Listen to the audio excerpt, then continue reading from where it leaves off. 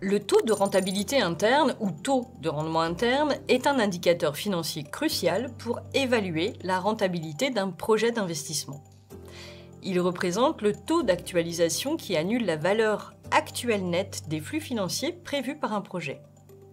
Essentiellement, le taux de rentabilité interne permet de mesurer si un investissement est susceptible de générer suffisamment de profit pour justifier le risque pris comparé au coût des capitaux investis. L'importance du taux de rentabilité interne dans la prise de décision d'investissement est notable, car il aide les chefs d'entreprise à déterminer si un projet permettra de récupérer le coût initial tout en générant des profits supplémentaires.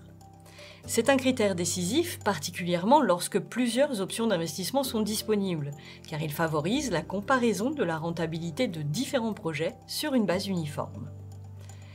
Pour calculer le taux de rentabilité interne, on prend en compte non seulement le montant investi au départ, mais aussi les flux de trésorerie futurs que l'investissement est censé générer.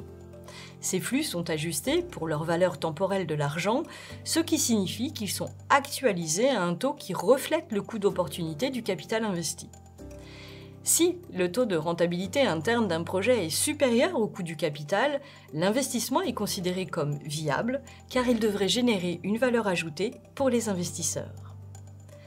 En pratique, le calcul du taux de rentabilité interne peut s'effectuer via des méthodes mathématiques ou à l'aide de logiciels comme Excel qui offrent des fonctions intégrées pour estimer ce taux basé sur les flux de trésorerie prévus.